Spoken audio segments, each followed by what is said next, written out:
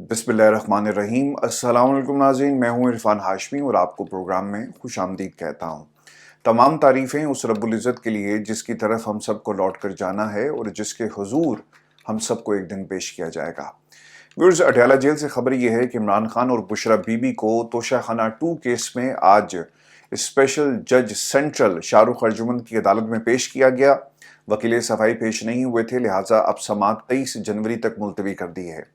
पाकिस्तान की इस्टेब्लिशमेंट और हुकूमत की ये कोशिश थी कि किसी तरह इमरान खान को अलकादी ट्रस्ट केस में जल्द से जल्द सज़ा सुनाई जाए, और वो सज़ा सुनाने के बाद अब पाकिस्तान की इस्टेब्लिशमेंट को शायद जल्दी नहीं है, और इस केस के अंदर शायद उस वक्त फैसला सुनाया जाएगा जब इस्लामाबाद हाई कोर्ट अगर इमरान खान को बरी कर देती है तो यकीनन एक और केस होगा जिसमें इमरान खान को शाहरुख अर्जुमन साहब जो हैं वो सज़ा सुनाएंगे, और अगर वहाँ इस अपील को मंजूर नहीं किया जाता तो यकीनन इस सज़ा को डिले किया जा सकता है। और इन बिटवीन क्या होगा, इमरान खान को ऑफर्स करवाई जाएंगी और फिर अमेरिका का रिएक्शन भी देखने के लिए हुकूमत और पाकिस्तान की इस्टेब्लिशमेंट जो है वो इंतज़ार कर रही है।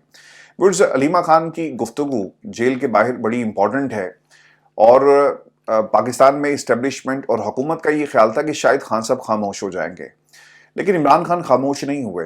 एक तरफ पाकिस्तान की इस्टेब्लिशमेंट से मुलाकात होती है और तासुर ये दिया गया हुकूमत की तरफ से कि शायद अब इमरान खान खामोशी इख्तियार करेंगे, लेकिन ट्विटर से इमरान खान ने पाकिस्तान की इस्टेब्लिशमेंट को मुखातिब करते हुए अपने लबो लहजे में किसी किस्म की नरमी नहीं दिखाई, बल्कि उसी तरह वो तनकीद करते रहे। जो गठजोड़ था उसके ऊपर भी इमरान खान का मौक़िफ़ वैसा ही है जैसा पहले दिन था। इस हुकूमत और पाकिस्तान की जो मौजूदा अस्करी क़यादत है, इनके आने से पहले जो डील्स की ऑफ़र और जिस तरह से जो भी इमरान खान इस्टेब्लिशमेंट के हवाले से बयानियाँ और गुफ्तगू करते रहे, इमरान खान एक इंच भी पीछे हटने के लिए तैयार नहीं है। इस्टेब्लिशमेंट का ये ख्याल था कि शायद इमरान खान खामोश हो जाएंगे, और 2 बरस गुजर जाने के बावजूद इमरान खान अपने बयानिए से एक इंच भी पीछे नहीं हटे। इमरान खान के बारे में पाकिस्तान की इस्टेब्लिशमेंट की जितनी कैलकुलेशन थी वो सारी गलत साबित हुई। उनका ये ख्याल था कि शायद ये नवाज शरीफ है, हम तोड़ लेंगे, डील करने में कामयाब हो जाएंगे, लेकिन डील नहीं होती, वो खुद आहिस्ता आहिस्ता बिखरना शुरू हो गए। उनका ये ख्याल था कि आसिफ अली जरदारी है। अरे भाई, जब आप किसी को ब्लैकमेल या डील करते हैं ना तो उसके पीछे कुछ लो और कुछ दो होता है, लेकिन यहां पर इमरान खान सिर्फ आपको एक मौका दे रहा है। उन लोगों ने क्या किया, उन्होंने कहा कि जनाब आपके केसेस ने खुल जाएंगे, हमारे साथ डील करें। उन्होंने कहा जनाब जो हुक्म आपका, आसिफ अली जरदारी, नवाज शरीफ, इनकी सारी की सारी सियासत ये है। लेकिन जब इमरान खान से जब बात होती है तो खान साहब यही कहते हैं कि मैं तुम्हें एक मौका दूंगा, और वो मौका ये है कि इक़्तिदार पाकिस्तान की आवाम को मुंतकिल किया जाए। खान साहब ये तमाम बातें ऐसे वक्त में कर रहे हैं, और पिछले 2 बरसों से ये बयानिया बदल नहीं रहा, वही बयानिया मजबूत से मजबूत तर होता जा रहा है, और ये एक नजरिया, एक ऐसी इनकलाबी मुहिम बन चुकी है जिसे अब आप रोक नहीं सकते, और यही वो ड्रोना ख्वाब है जो पाकिस्तान की इस्टेब्लिशमेंट का इमरान खान की रिहाई बन चुकी है। आज की गुफ्तगू अलीमा खान ने जो की इमरान खान के हवाले से, जरा इसे गौर कर लें, आपको पता लग जाएगा कि 2 बरसों में क्या हुआ, इमरान खान कहां स्टैंड करते हैं, और इमरान खान क्यों पाकिस्तान की इस्टेब्लिशमेंट के लिए एक ड्रोना ख्वाब बन गए। पूरी दुनिया पर वाज़ेह हो गया कि पाकिस्तान में अदलिया सियासी इंतकाम के लिए इस्तेमाल होती है। ज्यादा दिनों की बात नहीं है, मैं काजी फैज ईसा या उससे पहले नहीं जाऊंगा, सिर्फ 2 एग्जाम्पल्स आपके सामने रख देता हूं। इस्लामाबाद हाई कोर्ट किस लिए मशहूर थी कि जनाब 6 जजेस ऐसे हैं जिन्होंने खत लिखकर पाकिस्तान के ताकतवर हलकों को टक्कर दी और उन्हें बेनकाब कर दिया कि ये वो लोग हैं जो सियासी केसेस में हमारे ऊपर इन्फ्लुएंस डालते हैं, इनको रोकें। आप उनके केसेस को काजी साहब नहीं लगाते और घर चले जाते हैं, वक्त गुजर जाता है। वो कहां है खत, किसी ने इसका जवाब नहीं दिया। पाकिस्तान की इस्टेब्लिशमेंट ने कुछ हीरों को मैदान में उतारा। 2 लोग जिनको कुर्सियां मिल गई इस्लामाबाद हाई कोर्ट में, जिनमें आपके सामने एक तो आमिर फारूक साहब के साथ राजा इनाम अमीन मिन्हाज साहब हैं, डिवीजन बेंच में उन्हें बिठा दिया गया, जहां पर इमरान खान के जो अलकादी ट्रस्ट केस को मुमकिन तौर पर लगाने की बातें हो रही हैं। और फिर इसके साथ साथ जस्टिस आजम खान साहब, ये दोनों जजेस। और अब दूसरी तरफ देखें कि तोशाखाना 2 की समाअत करने वाले जज शाहरुख अर्जुमंद इस्लामाबाद हाई कोर्ट के नए जजेस की तकरीब हल्फ बर्दारी में शिरकत करने के बाद समाअत के लिए अडयाला जेल जाते हैं। ठीक हो गया। उससे पहले क्या हो रहा था, सेल्फियां बनाई जा रही थी। जज हबुल हसनात साहब, उन्होंने सेल्फी बनाई, और किसके साथ, जस्टिस आजम खान के साथ। तो सर ये सारे वो लोग हैं जो अदलिया सियासी इंतकाम के लिए इस्तेमाल हो रही है। नजरिया जो दिलावर था वो क्या था, پھر اس کے بعد نواز دیا جاتا ہے. یہ جو رانا ناصر صاحب ہیں ان کے بارے میں سپریم کورٹ پاکستان نے کیا لکھا, لیکن یہ وہ لوگ ہیں جو سسٹم میں آپ انجیکٹ کرتے ہیں, انڈکٹ کرتے ہیں, اور پھر ان کے بعد ان کی انڈکشن ہوتی ہے کہ تم نے کرنا کیا ہے, تمہاری ڈیوٹیز کیا ہیں, اور پھر اس کے بعد ان کو کام پر لگا دیا جاتا ہے. عدلیہ استعمال ہو رہی ہے قاضی صاحب نے. پھر یہ جو آئینی بینچ ہے, ایک جو بینچ تھا جسٹس منصور جس کی سربراہی کر رہے ہیں, وہ حکم دیتے ہیں کہ پہلے اس چیز کا تعین کیا جائے کہ آرٹیکل 191 سٹینڈ کا کرتا ہے. آپ نے رجسٹرار کے ذریعے اس پورے کیس کو اڑا دیا اور آئینی بینچ کے سامنے لگا دیا. تو عدلیہ ہمیشہ سے استعمال ہوتی رہی ہے. اگر پاکستان میں یہ 26ویں آئینی ترمیم نہ ہوتی, عدلیہ justice Mansoor chief justice of Pakistan بن جاتے, تو حالات آج اس ملک کے اندر ڈیفرنٹ ہوتے ہیں. لیکن یہ وہ موقع ہے جو عمران خان ان کو دینے کے لیے تیار ہیں اور بار بار دے بھی رہے ہیں. تو یہ ڈیل عوام کے ساتھ ڈیل ہو سکتی ہے, لیکن عمران خان ان کے ساتھ ڈیل نہیں کریں گے. دوسری چیز, آج علیمہ خان نے یہ بھی کہی اور خان صاحب سے بڑی تفصیل کے ساتھ اس پر بات ہوئی کہ شاید مریم نواز اب کچھ ثواب کمانا چاہتی ہیں, اس لیے اس نے کہا کہ القادر اب میں چلاؤں گی. القادر یونیورسٹی کے حوالے سے ویورز ایک رپورٹ ہے BBC کی, آپ ضرور دیکھیے گا. اس رپورٹ کے اندر وہ تمام خدشات ان تمام بچوں کے جو اس یونیورسٹی میں پڑھتے تھے اس فیصلے کے آنے سے پہلے ان کے انٹرویوز کیے گئے, جس میں بچیاں رحیم یار خان سے, میاں والی سے اور گوجرے سے کچھ ایسے انٹرویوز ہیں جن میں وہ بتاتی ہیں کہ وہ کیوں یہاں پر ہیں, تعلیم اور پھر obviously ایک چیریٹی مکمل طور پر, لیکن اس کی اجازت نہیں ہے. اور چیریٹی لینے کے لیے چونکہ ایک ٹرسٹ ہے, آپ کو رجسٹرڈ ہونا ضروری ہے, لیکن حکومت اسے رجسٹرڈ نہیں کرتی. اور پھر لوگ جو ہیں انہوں نے وہاں پہ اسٹوڈنٹس کو اڈاپٹ کیا ہوا ہے, یعنی ان کی فیس کو وہ پے کرتے ہیں, ان کے اخراجات کو پورا کرتے ہیں, اور یہ صرف اپنی مدد آپ کے تحت ہو رہا ہے. تو وہ بچیاں اپنا کنسرن شو کرتی ہیں کہ اگر ہماری ڈگری جو درمیان میں اگر اسے انکمپلیٹ چھوڑ دیا جاتا ہے تو ہمارے لیے تو مشکل ہو جائے گا. آپ نے القادر یونیورسٹی کے بچوں کے مستقبل سے کھیلا, چونکہ آپ کہنا بتانا چاہتے تھے کہ دیکھیں یہ کیس عمران خان کے خلاف ہے. یاد رکھیے گا, چونکہ یہ 400 بچے اپنی جو تعلیم کو پورا نہیں کر سکتے, وہ حکومت وقت سے کیسے لڑیں گے, ان کی ڈگریز مکمل نہیں ہو سکیں گی. تو ان کو معلوم تھا کہ ہم اگر القادر یونیورسٹی کو بند کریں گے تبھی ہمارا بیانیہ بکے گا. مریم کہتی رہی نا کہ وہاں پہ جادو ٹونا سکھایا جاتا ہے, لیکن وہاں پر 6000 کتب جو ہیں وہ نکل رہی ہیں, اور وہ سیرت النبی صلی اللہ علیہ وسلم پر اور باقی. اور لوگ کہتے ہیں جی کہ آپ اس کے اوپر مذہب کارڈ کھیلتے ہیں. مذہب کارڈ تو آپ لوگوں نے کھیلا کہ جادو ٹونا, اور آپ نے پرووک کیا ہے پاکستان میں عوام کو.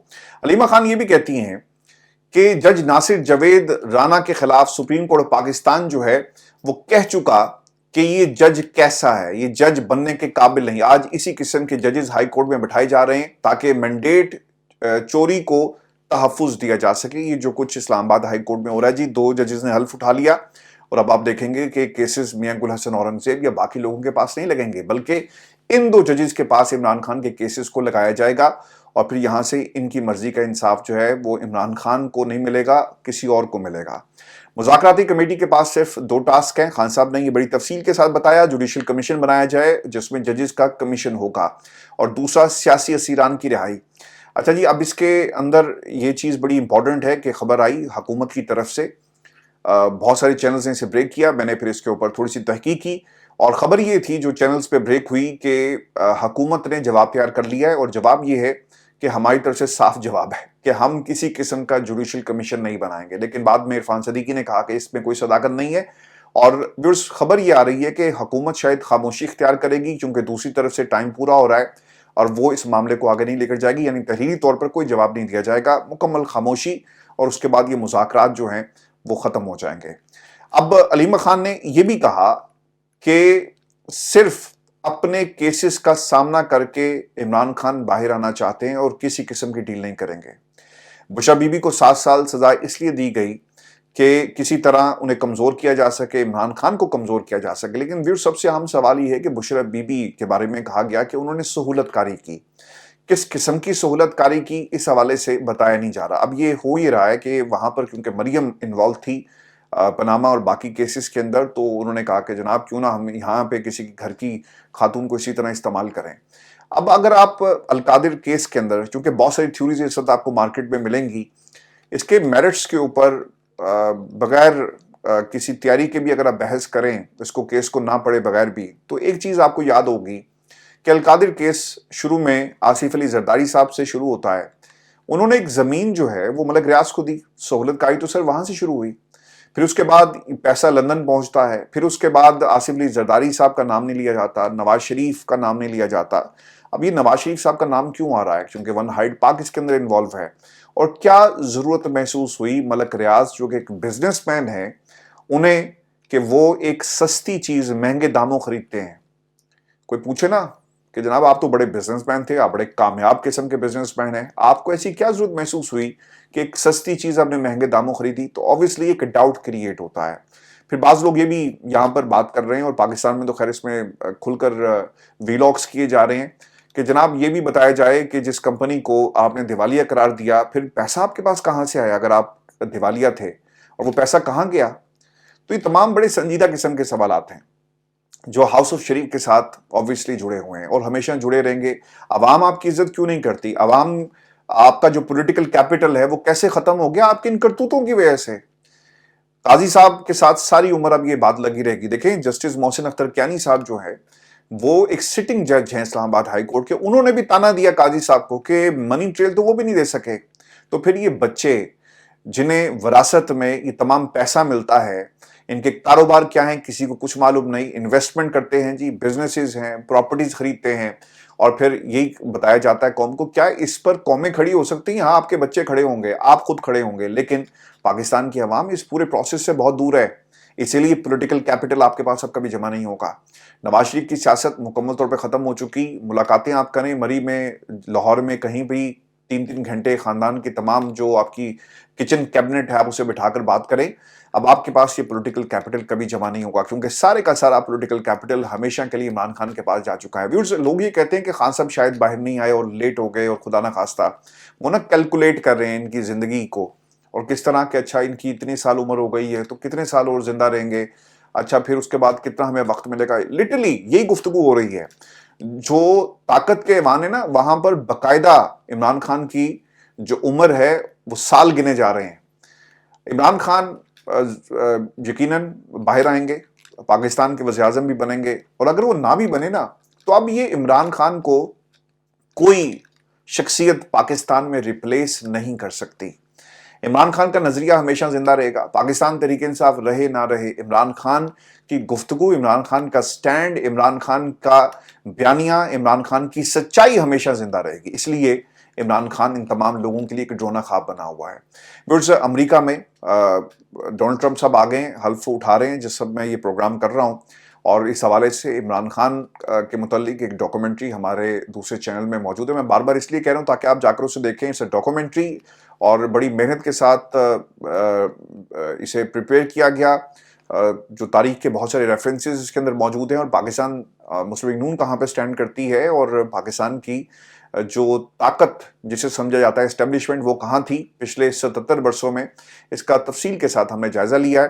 تو اس کو جا کر دیکھیں, کیونکہ اب یہ موسٹ ریلیونٹ اس وقت سینیریو ہے. ڈونلڈ ٹرمپ اپنی کرسی پر بیٹھ گئے ہیں, عمران خان کی رہائی ہوگی, اور انہوں نے جس طرح سے پیغام دینا ہے عمران خان کو رہا کرو, تو اس تناظر میں اس کو ضرور دیکھیے گا. اب نہیں پنجوتا صاحب نے کچھ باتیں کہی, وہ یہ کہتے ہیں کہ سزا کے بعد آج بشرا بی بی اور عمران خان کی ملاقات ہوئی. جب ہم نے بشرا بی بی کو بتایا کہ ہم آپ کے لیے سامان لے کر آئے تو انہوں نے باہر روک لیا, تو انہوں نے اطمینان کا اظہار کرتے ہوئے کہا کہ پریشان مت ہوں, ہم جانتے ہیں کہ سزا کیوں اور کس کے احکامات پر دی جا رہی ہے.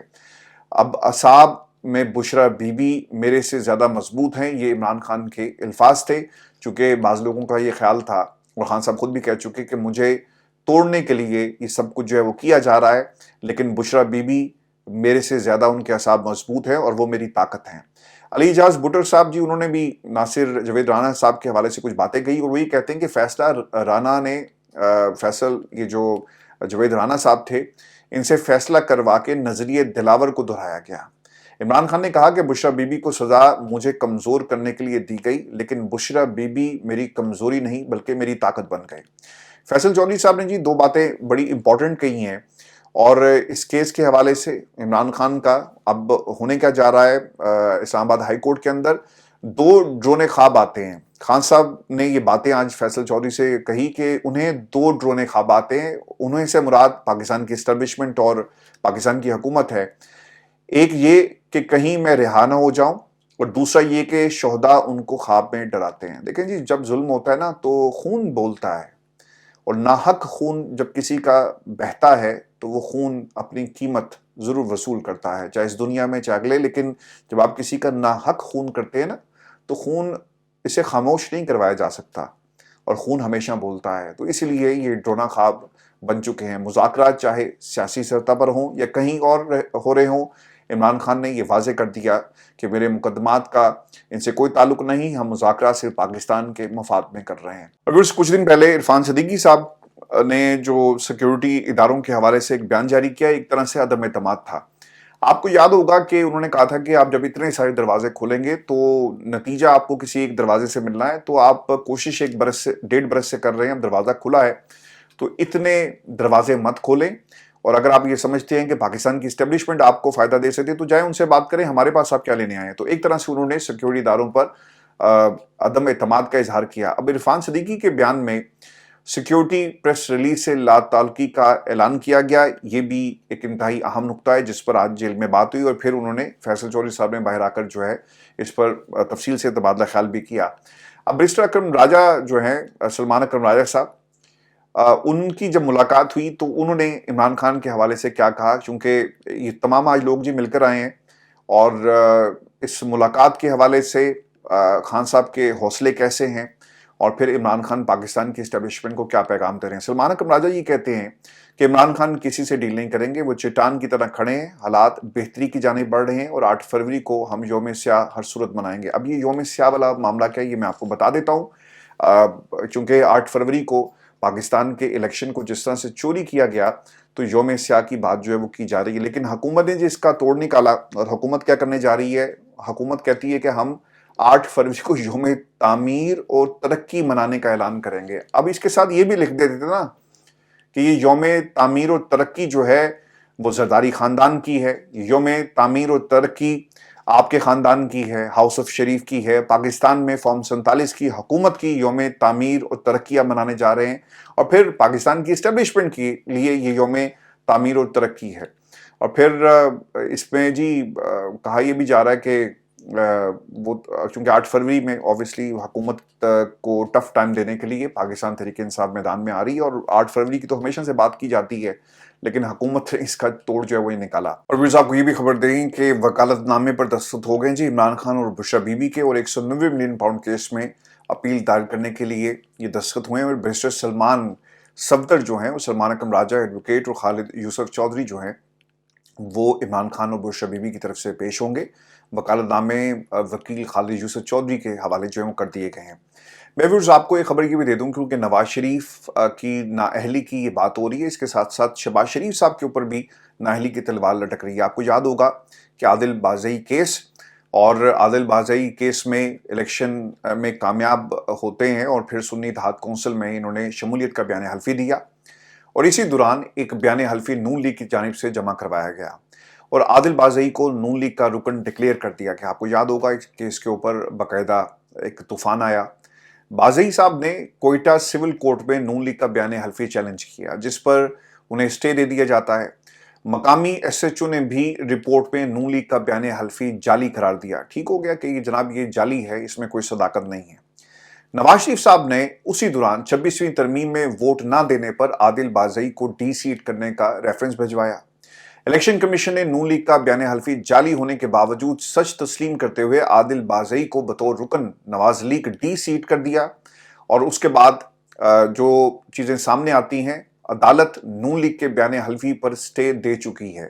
یہ آلریڈی اسٹیبلش ہو چکا تھا، سٹے آپ کو مل جاتا ہے، لیکن الیکشن کمیشن آف پاکستان کیا کرتا ہے، وہ ایک عدالت کے حکم کو سائٹ پہ رکھ کر انہیں ڈی سیٹ کر دیتا ہے۔ مقامی پولیس کرمنل کیس پر رپورٹ دے چکی کہ بیان حلفی جعلی ہے، اس کو بھی نظر انداز کر دیا جاتا ہے۔ عادل بازئی نے الیکشن کمیشن سے نون لیگ کا بیان حلفی مانگا، لیکن انہیں نہیں دیا گیا کہ جناب چیک تو کیا جائے کہ جو بیان حلفی جمع آپ نے کروایا وہ ٹھیک بھی ہے یا غلط ہے۔ یعنی نواز شریف کا جمع کرایا گیا بیان حلفی جعلی تھا۔ ٹھیک ہو گیا۔ اب جسٹس منصور علی شاہ صاحب نے عادل بازئی کیس کا فیصلہ جاری کر دیا ہے، جس میں لکھا گیا کہ عدالتی ہدایات کے باوجود الیکشن کمیشن ایسا رویہ اپناتا ہے جو اس کے آئینی فرائض سے مطابقت نہیں رکھتا۔